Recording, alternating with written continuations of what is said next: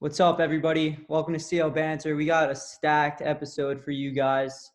We got some upper senior boys, 2020. We got Charlie, we got D. Allen, we got Coco, we got the great Sam Botel, and of course, we got Dirty Deadshot, Orange Assassins General, Dirty Mike. Welcome to the show, guys. Yeah. How's it going, guys? Thanks for having me. Hey, man, our pleasure. Our pleasure. So we're going to keep this one nice and sweet. You know, we've been talking about, color war names all the time in our bracket, right? We had our selection show. Hopefully you guys watched that. Assassins got bounced, unfortunately. I knew it was coming, so. Who are you against, like Desperados or something? Oh, yeah, right when I saw that, I texted Scooter. I was like, I'm done for. Yeah. Mike, you like a battle of the Bigs comment? Yeah. Hopefully you guys are having fun with that. Sorry, today we're kind of gonna venture into like a similar but also a different topic. We're talking about like how you building your color war team to win color war, not about the name, not about the theme or the speeches, but how are you gonna craft a team? Let's say you're general, maybe the campers out there that are gonna be general in like 7 or 8 years from now. How are you guys building a team? That's what we're here to do today. We got a couple questions that you guys can see on the screen. We're going to roll down. We're going to get those deep answers, really find out, what these guys feel about, how they're going to win color war if their name gets called one day, or, in Mike's case, he wasn't able to win, but, he's here anyway because we love him. We love him. All right. Let's hop right in. So like if you're a general, the way it works is that you draft staff and then you draft, campers that are pre-made into splits. So if we're drafting staff, I want to get your guys' opinion. Like what type of staff members are you valuing the most for your team? Alumni, because they've done it before and they know how to like hype up a team. Yeah, I agree. You gotta get people that are gonna be hyped. So it's like, you don't want to be on like a team that's kind of boring. Even if you win, I think you want people that are gonna be hype. But also you need good coaches, especially on staff. Like for because the coaches are big. I remember Lowers B handball last year. Matthew and who was it? Who were you with? George maybe coaching me? Yeah, Matthew and George kind of like use a petty strategy to win the game. Oh my God. Yeah, that was kind of petty. I'm not gonna lie. Charlie, way to bring that up right away. Hey, you don't need to bring up my antics in color war. I had a couple too many last year. For sure. I think it's definitely important to have like hype people, and alumni, especially because they have done it before, and also because they know each sport. And so like the petty tactic was kind of like born because they knew each rule. Like I don't think like So you place value. somebody else. I don't think anybody else could do that. You place value in like knowing how color war works and things like that. You guys are placing value on coaches who can, who've been through things like around the bases or handball or things that are only at camp. Yeah.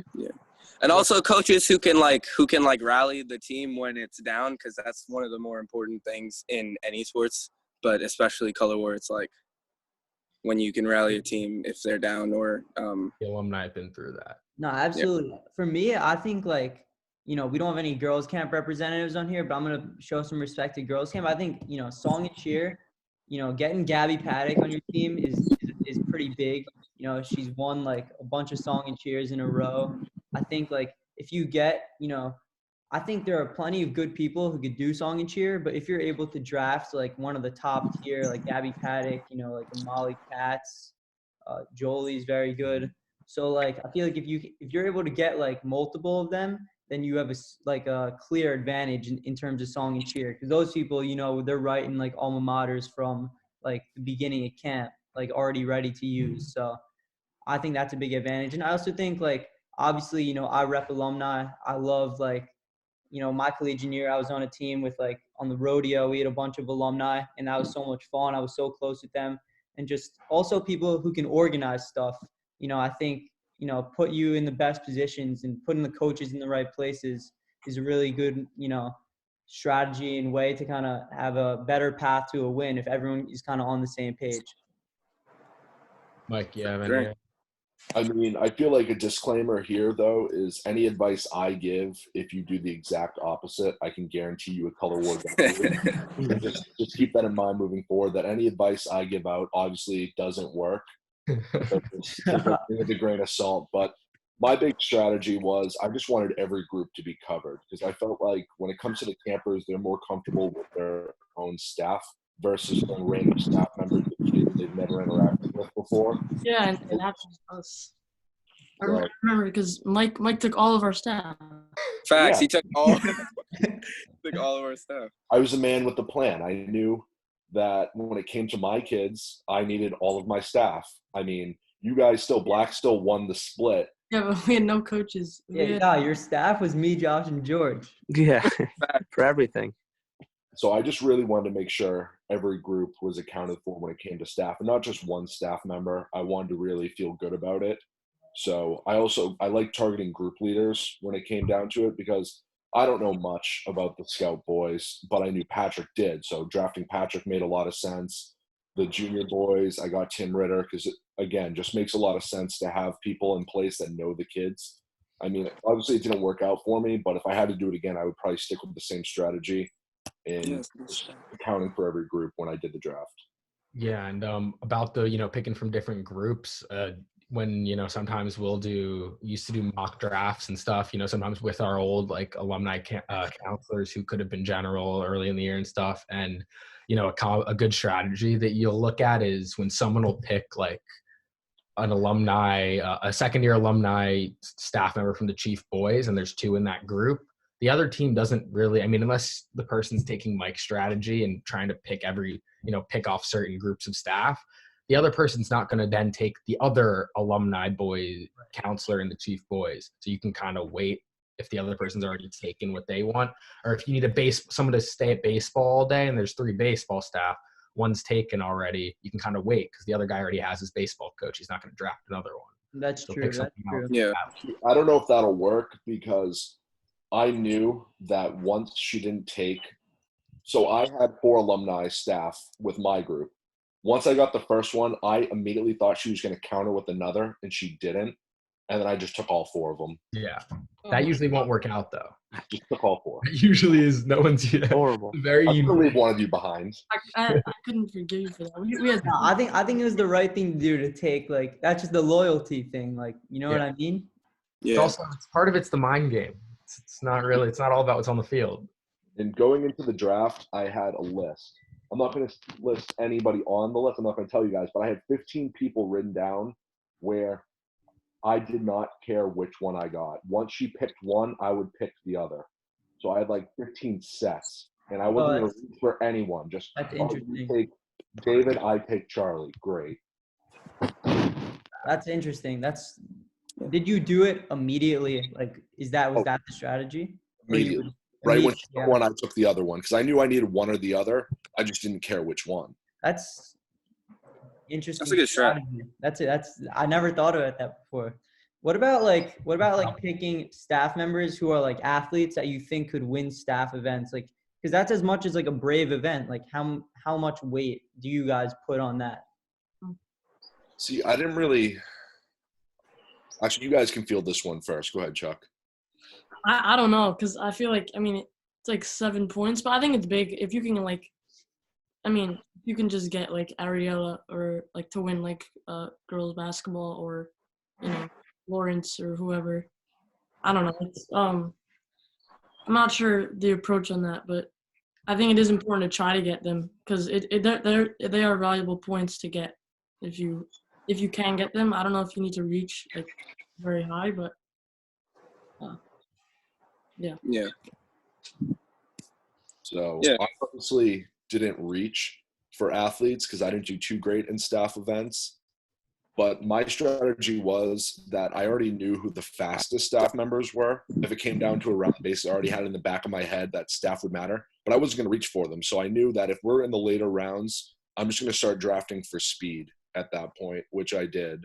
I didn't get to the bases, but I'm confident I would have won bases after winning boys and girls track. Yeah, no, I definitely think that would be the case too.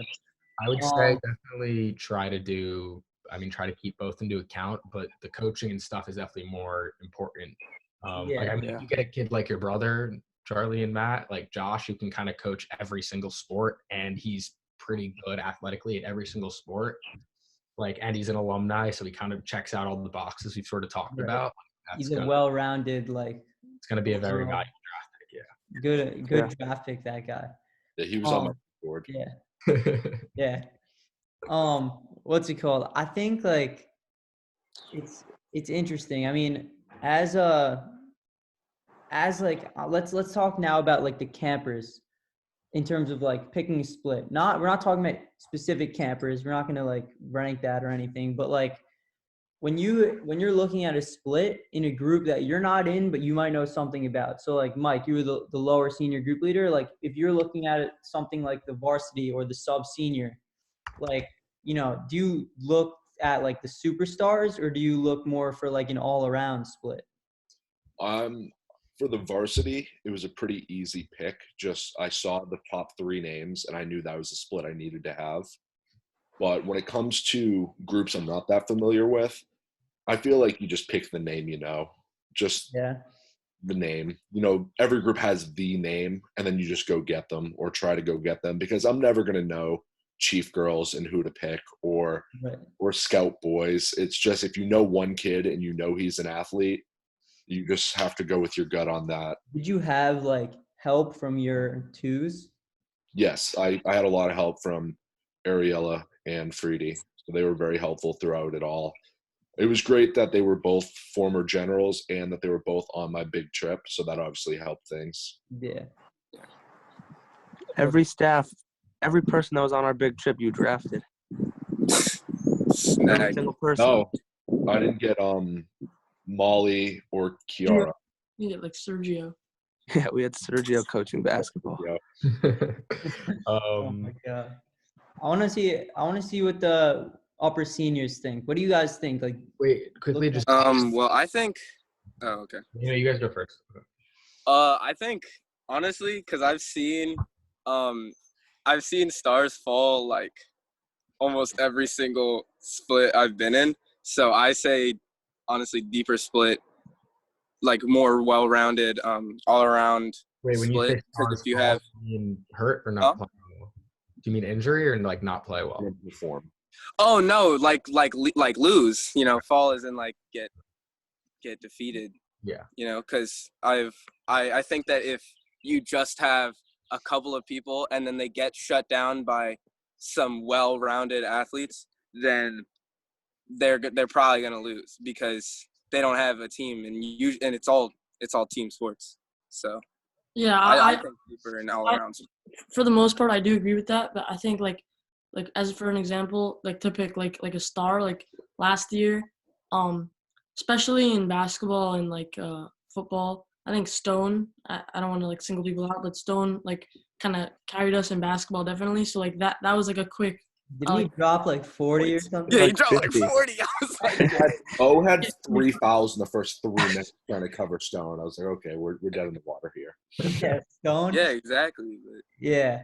It's like So Darius, like in that case, the star player like helps. My quick fun fact: my sub year when Darius first came, he actually moved up into the lowers. yeah. For the 4 days during color war and was in their split because he was too good at basketball for us. Well, Yeah, Brandon I never Sissoko really agreed would have with been that. there. I never really agree with that because Darius like so good at like Handball. basketball, football, handball, like track, but swim, severe liability. Like Well, he can't can play swim. hockey, can't really play soccer, like baseball. You know what I mean? So He like missed that goal, Yeah. engineer. yes, yeah, Why- varsity soccer. My upper year, you missed the goal, But or was it obviously- your upper year? Obviously, he carried and everything in what he did, though. I mean, Yeah. it's tough. You have athletes like that when you're making splits where they're really, really they're the best by far at 4 sports and the worst at the other 4, or not great at the other 4.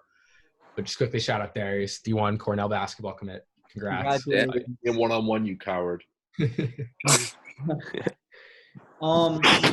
No, I think it's interesting, and one thing about like in terms of having a split, like making a split as a group leader, that I never realized until I was a lower senior. So my previous 5 years, our group leaders would make splits and they would be like so lopsided. We never really had close splits because it Yeah. was like every game was close, but one team just had the mental edge and then they ended up dominating everything. Yeah. And then my lower year, we had a split that I was on Black Mafia with like my brother, Jake Eisenman, Jackson. Like we had a crazy team, and we thought we were going to go undefeated, and then it turns out like we had the advantage in 4 sports, they had the advantage in 4 sports, and it ended up being like a close 4-4 tie, even though we blew them out in the games that we were good at. So like I want to get your guys' take on like, do you try to make every game close, or do you try to do like 4 favored games for one team, 4 for the other? I think Um, I'd rather have all the sports be close and have one team pull away most of the time than have it be 4-4, one team favored by a lot each time. yeah, exactly. You think so? I think I'd definitely rather have each game be close. Because at the end of the day, if it is super close, then it will come out to like that mental edge. So, and that's kind of my point is like, they ended up like beating you guys in 4 sports because like you blew them out in the stuff that you guys were good at, but at the same time, it's like if you have like athletes, like well-rounded athletes who don't like particularly specialize over like stars in 4 of them, then each game will be close because they can still perform in all of them. I know the So, crazy thing was that we had like Josh, Jackson, Eisenman were like the best all-around athletes, them and Gordo, and then like we had 3 of those guys, and then somehow we still lost 4 events. But let's go to like our last kind of discussion point One about, other about thing. the varsity split. If you're a general and you're thinking about taking a varsity split, like, do you pick the best overall team? Do you pick like a chief and lieutenant that you'd want to, kind of have on your team? Like, how much do you take into account rope burn, song and cheer for girls' side? What do you guys think? Well, I feel like you can't really pick for rope burn or song and cheer because, I mean, like, I don't know about that, but like I wouldn't think it's like easy like say, okay, this person's gonna be amazing at rope Not burn. like amazing at rope burn, but like, do you care like who's in your pit as a general? Oh well, it depends if I mean I feel like I don't know. All right, Charlie, let's say you're like, Zach Weiner was, he was like a member. He was part of Roper in his lower year. So my collegiate year, I bet you the generals looking were like, oh, whichever team has him like is favored in Roper. And Molly Katz's collegiate year, she's always been musical. I mean, her dad was Bruce Katz. Like everyone knew she was going to be good at this all along. She always was. Her collegiate year, I bet you the generals were looking, oh, she'll be really good, as a camper to lead our song and cheer team. Things like that. I mean, with varsity, I would definitely say like the collegians are the leaders of the camp. The collegians are like that's as high as it gets. Like it's not being an alumni, it's not being admin, it's not being general, it's not even being director. Like I mean, I know you guys definitely like upper year, like sure, but you guys cannot wait for collegiate year. You're leading the camp, and I mean the chief and lieutenant, I would say, are probably second and third most important on the team after the general, because I mean they're the general of the campers. So I'd say like general 2s, 3, chief would be how I would put it. chief is very important. Yeah. Soko, what do you think? Well, for this, I think like it's really important. I think that the rope burn and song and cheer, like if you do look for people that will be reliable and like that'll guarantee you the win, then I think that the trifecta is super important because of the momentum it does bring to the entire war. So yeah, I think in a varsity split, I would definitely be looking for that ahead of time and kind of examining all summer and throughout the years, like who would kind of lead those. So Mike, I think yeah. what do you have to say? My thing, rope burn, song and cheer, just the trifecta as a whole. right when it came to drafting staff, I was taking that into account just because she had Molly and Gabby. So I was like, okay, song and cheer is going to be a reach here. It's going to be a stretch. So that's why I went and got Ritter, Alec, and people like that I can put in the pit and that I can have in the brain crew, whatever they're called, and Hatchet Hunt. What's it called? Botel, you were one of them. Oh, yeah. Yeah. No, the I group. don't even know Bird what Hatchet Hunt, which one? No, Hatchet Hunt. The one Yeah. where the two staff. What are they called? Oh, Brain Trust. Brain Trust. That's what I was getting at. Yeah, that was me and So, Ritter. when it came to the kids, like varsity, I'll be honest, I leaned more towards Chief Lieutenant. I looked at the split I ended up with, just read the top 4 names, and it was already a wrap for me. I didn't even need to read the other split or the rest of the names, and I knew that was the team I wanted. Yeah, so you like the Benny, Drew, Kyle, Easton, Obi. Yeah, that was the 4. Right when I saw those names, it was instant. That's who I'm taking. Yeah. Yeah, I'm glad I ended up on the other team. I loved working with like Somerville, Taiwan, Healthy, and Brando. Like I loved working with those kids. So Both an even split. it was fun. But yeah, all right, we're gonna wrap it up here. You know, I hope this wasn't like too long. I think Charlie, we kept it within a good time frame, right? Minutes. That was Yeah. good. Yeah, that was dope. Yeah. So, thank you guys so much for coming on. Yeah, thank you for having me. All the Thank you for viewers, having let us know. Like we're gonna put out polls. I think once we're done with this bracket, you know, asking for ideas. You know, if you guys come up with good questions for us and stuff, you know, we can get you guys onto the next CL Banter possibly. So, you know, all you guys, thank you for coming on. Hopefully, we'll see you guys again in the future on the show. Yeah, stay safe, stay healthy. Hopefully, we'll see you back at CL. All right. Awesome. All right, guys. Thank you. All right. Peace.